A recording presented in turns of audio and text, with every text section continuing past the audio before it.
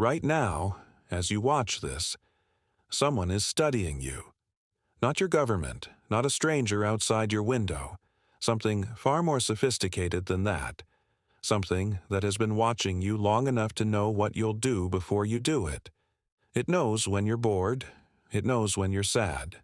It knows exactly how many seconds it takes before you scroll away. And it has engineered this precise moment to make sure you don't. You think you chose to watch this video. You didn't. What you're about to hear isn't a conspiracy theory. It's not a warning about your phone. You've heard those before and nothing changed, because those conversations miss the point entirely. This is about something older and deeper than social media. It's about the single most valuable resource on the planet right now. Something you were born with.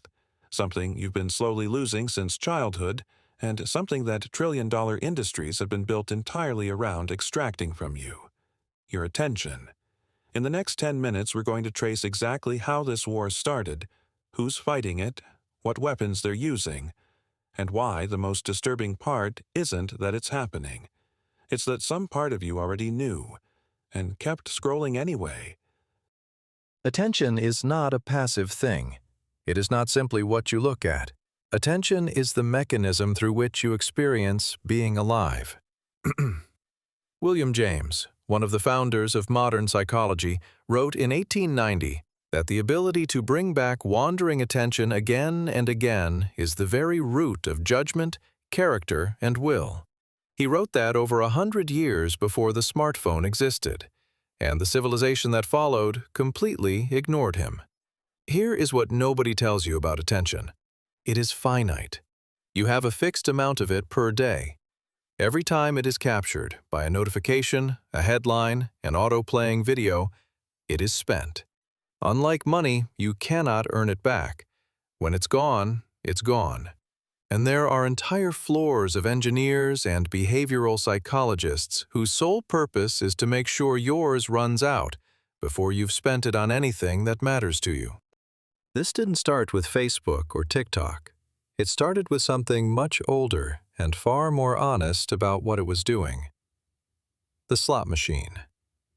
In the 1970s, psychologist B.F. Skinner discovered that the most compelling reward system wasn't one that rewarded every action. It was one that rewarded unpredictably. Sometimes you pull the lever and nothing happens. Sometimes everything lights up. The not knowing is what makes it impossible to stop. Casinos understood this immediately. But the engineers of the early internet weaponized it. The infinite scroll, the pull to refresh, the notification badge. These weren't features, they were levers. And every pull released a small hit of dopamine in anticipation of a reward that may or may not come. By the early 2000s, it had become an arms race. Every major platform employs teams of engineers whose sole job is to increase what the industry calls engagement. A word that sounds positive. A word that means something much colder when you understand what's behind it. Engagement means your time, and the algorithm was designed to maximize that number, not to make you happy, not to make you informed, but to keep you consuming. Because your attention is the product being sold to advertisers. You are not the customer of these platforms. You are the inventory. And the algorithm learns something quickly that should disturb you deeply. Outrage keeps people engaged longer than joy. So without malice, without intention, without any human deciding this, it began promoting the most emotionally destabilizing content available. Not because anyone wanted to make you angry, because anger was profitable. Here is where this stops being abstract.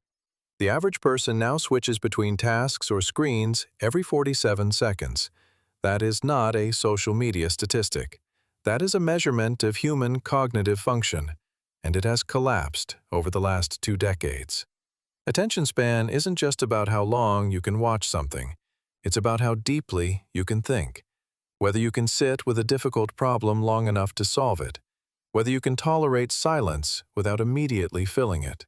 When your attention is fragmented enough, you stop thinking. You start reacting. And people who are reacting rather than thinking are considerably easier to influence, to sell to, and to control. Here's the part nobody wants to say out loud. You know this is happening. Every time you pick up your phone without knowing why. Every time you open an app you didn't intend to open. Every time you look up and an hour has passed that you cannot account for. Some part of you registers that something has been taken. The discomfort you might be feeling right now, most people in your life will never sit with it long enough to feel it. They will read a headline about screen time, feel briefly concerned, and then open Instagram to share it. You're still here. That matters, because awareness is the only thing that can precede a choice. And right now, the ability to choose where your attention goes is one of the last genuinely sovereign things about you. They can harvest your data. They can predict your next scroll with frightening accuracy. But they cannot make you pay attention to this. You did that yourself. So who is winning the quiet war on your mind? Right now, measurably, statistically, by every available metric, they are. But here's the question worth sitting with after this video ends. If the algorithm has been shaping what you see, what you feel, and what you think about for years, then how much of your current worldview was actually chosen by you? How many of your fears were served to you?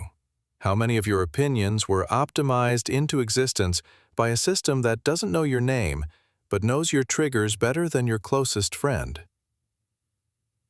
And if you're still here, if you made it to this moment without picking up your phone, without opening another tab, without letting your attention be pulled somewhere easier, then you already understand something most people will spend their entire lives missing. In a world engineered to fragment your focus into pieces too small to think with, you just held yours for 10 minutes straight. That's not nothing. The average person will read a headline about this, feel briefly unsettled, and scroll on within 30 seconds. You didn't. Which means you're already operating differently from the vast majority of people who will never finish a thought about this, let alone a video. You didn't just watch something today, you practiced something. And in the quiet war being waged on your mind, that makes you one of the few people actually fighting back. This is Beneath Thought, and we're just getting started. If this made you think differently, there is more where that came from.